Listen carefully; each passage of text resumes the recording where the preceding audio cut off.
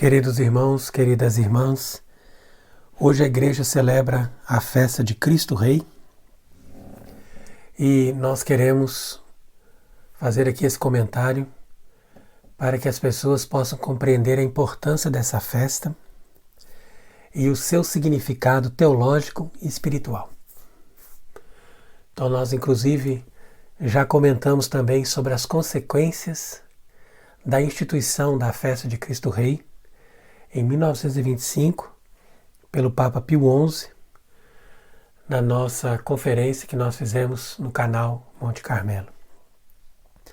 Mas agora nós queremos também aproveitar para falarmos de todo o significado teológico que está contido na realeza de Cristo. Porque antes de nós sabermos quem é Cristo, Rei, nós devemos saber o que significa um rei. Porque normalmente nós temos uma visão deturpada de um rei. E isso já foi passado para nós, justamente porque as pessoas hoje em dia, com esse conceito de república, com esse conceito do mundo moderno, não aceita aquilo que a igreja fez ou aquilo que aconteceu no passado. Inclusive eles chamam aquilo de antigo regime, e tem uma visão deturpada e preconceituosa, inclusive dizendo que antes, na Idade Média, a igreja perseguia, os reis eram corruptos, as coisas eram feitas contrárias às pessoas, ao povo de maneira geral. Quer dizer, com essas e outras mentiras, essa história, como é passada atualmente nas escolas, nas universidades, e toda a propaganda que se faz nesse sentido, destrói completamente a figura de um rei. Porque todos os reis, todos os monarcas, todos os imperadores, cristãos, verdadeiros, tinham consciência que Cristo Jesus é o verdadeiro rei. Então isso é uma coisa muito importante. E tendo consciência que Cristo Jesus é o verdadeiro rei, é aquele que tem uma autoridade verdadeira sobre todas as coisas, então eles procuraram trabalhar para o reino de Cristo. Dentro dos seus domínios, para que o reino de Cristo fosse instalado em toda a sociedade, em todo o mundo. Então, esses conceitos são importantes porque hoje em dia nós temos uma impressão que Jesus é rei simplesmente num sentido virtual. E por isso mesmo a liturgia nova chama essa festa de Jesus Cristo, Rei do Universo. E esse nome também está errado, porque ele não é rei do universo. Ele é rei e pronto, acabou. Porque se você diz que ele é rei do universo, então dá a impressão de que ele está ali no cosmos. O universo sempre dá uma ideia de uma coisa assim diluída lá no meio do nada, do céu, das estrelas, e você não sabe onde é exatamente que ele reina. Ainda mais que as pessoas fazem uma interpretação errada dessa passagem do Evangelho de São João, na qual Jesus diz: o meu reino não é deste mundo. Então, lendo essa passagem, muitas pregações de muitos padres, você vai ver em muitos lugares, vão dizer assim: olha, na verdade Jesus só vai reinar no céu. Aqui na terra ele não reina. E isso é falso. Porque ele tem todo o poder, como ele mesmo disse, todo o poder me foi dado no céu e na terra. Portanto, ele é a autoridade legítima. E todas as autoridades, para serem legítimas, têm que estar baseadas no poder dele. Então, o pai de família, dentro da sua casa, ele reina por causa de Cristo. Um pároco, um bispo, uma autoridade religiosa só pode reinar em nome de Cristo. Da mesma forma, a autoridade política só pode reinar em nome de Cristo. Fora disso é usurpação do poder, fora disso é um poder amaldiçoado, exercido contra Deus e que será totalmente destruído. Como diz a Escritura, todos aqueles que não se submetem ao seu império serão destruídos. Inclusive é bonita essa passagem do livro de Daniel que fala que uma pequena pedrinha se deslocou da montanha e ela caiu e destruiu toda aquela imagem enorme daquela estrutura que representava a estrutura dos poderes desse mundo. E essa pedra pequena se tornou uma grande montanha, quer dizer que representa o poder de Cristo. A pedra pequena é Jesus Cristo na sua encarnação. Ele veio na fragilidade de um ser humano. Ele foi julgado pelos homens. Ele foi morto na cruz, agredido e humilhado pelas pessoas, sendo que Ele é o Senhor dos Senhores. Ele é o Criador do universo. Ele é Deus único com o Pai e o Espírito Santo, aquele que não só tem poder enquanto Deus, mas tem poder enquanto homem, pois tendo realizado a redenção do gênero humano na cruz, Ele derramou seu sangue precioso e ressuscitou dentre os mortos, recebendo poder e glória.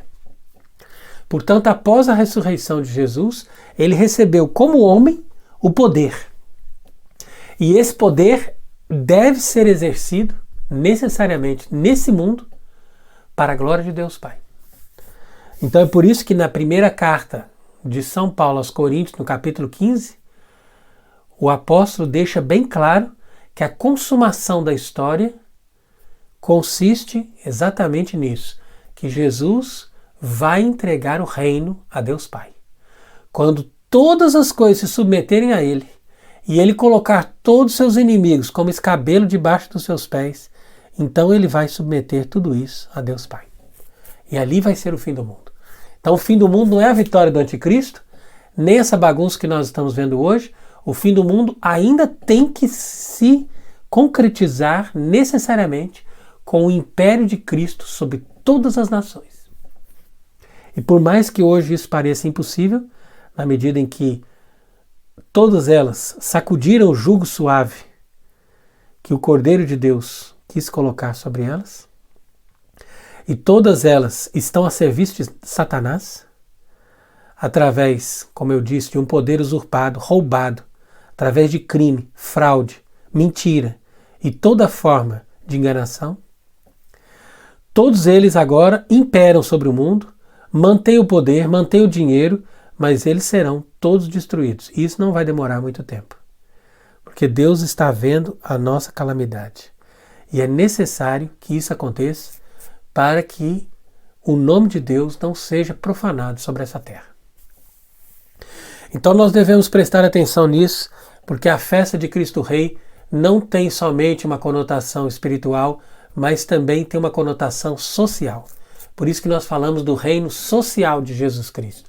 Então quer dizer que a igreja desenvolveu essa doutrina do reinado social de Cristo, que já era uma doutrina bem esclarecida nos tempos antigos, mas que foi ainda mais desenvolvida na medida em que o poder de Cristo foi contestado na Revolução.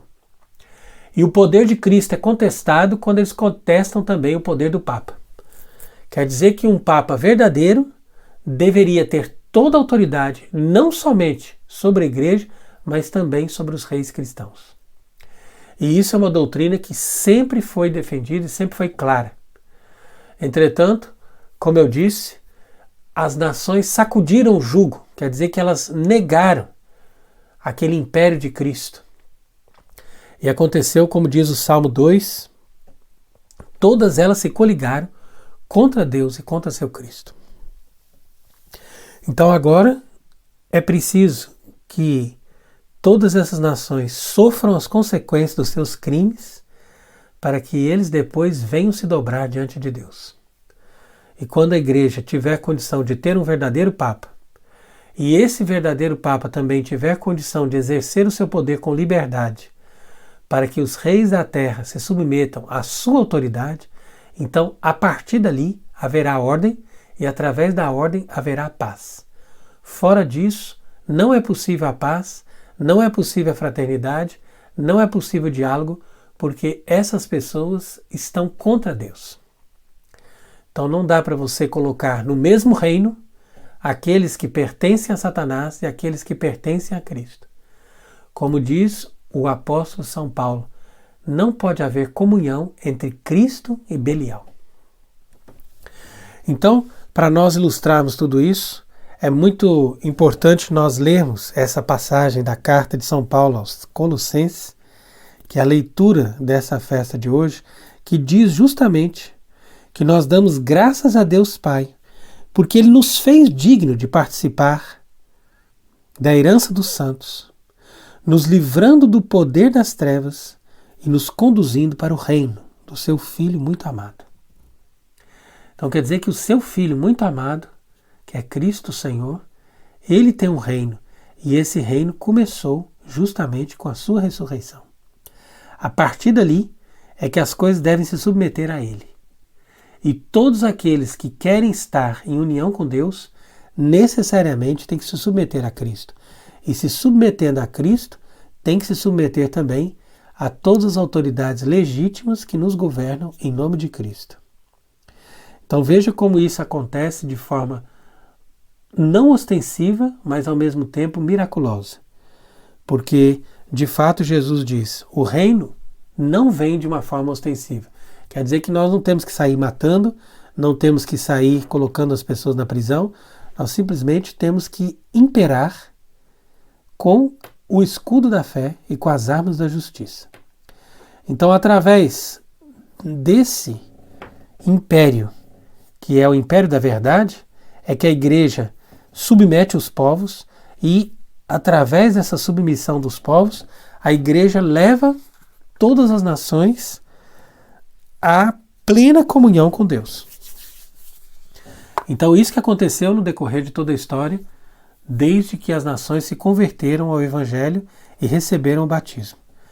Então, ao contrário do que diz a história mentirosa dessas pessoas que são adeptos da revolução, nós podemos ver o quanto foi benéfica a conversão das nações e o quanto essas pessoas estiveram progredindo na civilização a partir do batismo. Mas é através dessa carta de São Paulo aos Colossenses que a gente percebe que isso aconteceu não só na nossa vida pessoal, mas também na vida da sociedade. Por isso ele diz, nesse Filho, bem amado, nós possuímos a redenção pelo seu sangue e a remissão dos pecados. Então isso quer dizer que ninguém pode fazer parte do reino de Cristo sem primeiro receber a remissão dos pecados. Porque o perdão dos pecados nos dá acesso ao reino de Cristo. Se a pessoa não quer ser perdoada, não quer se arrepender, não pede perdão a Deus, não se converte, essa pessoa não pode participar do reino de Cristo. Então isso fica bem claro nessa passagem da Escritura e todo o magistério da igreja. Entretanto, hoje em dia o que nós vemos é uma enganação. Porque Francisco, que se apresenta como Papa, ele diz todos, todos, todos. Quer dizer que não há exceção, portanto, ninguém precisa se converter, nem pedir perdão dos seus pecados, nem ser purificado pelo sangue de Cristo. Basta que a pessoa queira fazer parte da igreja, essa pessoa já está convidada, mesmo sem o batismo, sem a conversão, sem a penitência. Então isso é impossível e isso mostra a diferença da igreja católica para a igreja sinodal. Porque a igreja sinodal é uma igreja que se apresenta como católica, mas ela não faz questão da redenção e da remissão dos pecados. De tal maneira que as pessoas não precisam disso para se salvar, nem para pertencer ao reino de Cristo. E isso é falso.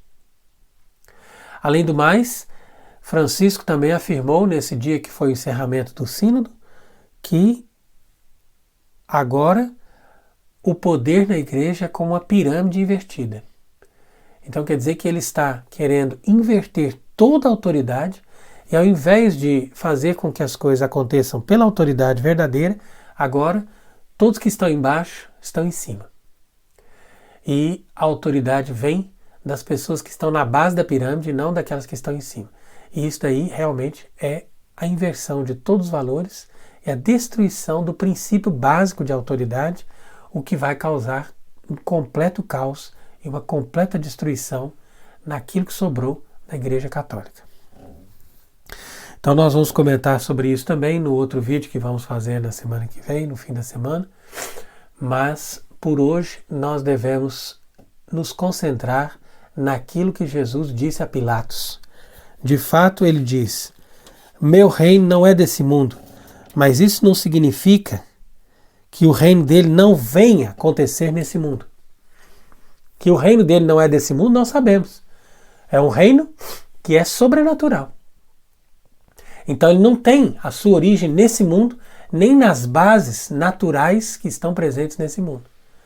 Mas o reino de Cristo se instala nesse mundo. É por isso que nós pedimos no Pai Nosso: venha a nós o vosso reino.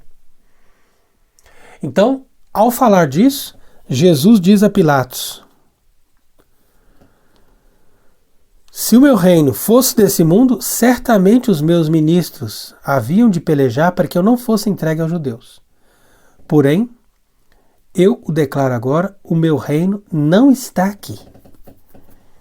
Então, Jesus está dizendo que o reino dele não está por agora aqui nesse mundo. Mas esse reino está destinado a se instalar nesse mundo. Então, por isso, quando Pilatos perguntou: portanto, és rei? Ao invés de Jesus simplesmente responder: tu dizes, eu sou rei, ele completou: eu vim para esse mundo a fim de dar testemunho da verdade. Todo aquele que é da verdade escuta a minha voz. Então quer dizer que a pessoa que é da verdade, aquela pessoa que tem vínculo com a verdade, que é uma pessoa honesta, que quer a verdade acima de tudo, acima de todos os interesses, essa pessoa se submete a Cristo. Ela escuta a voz e se submete.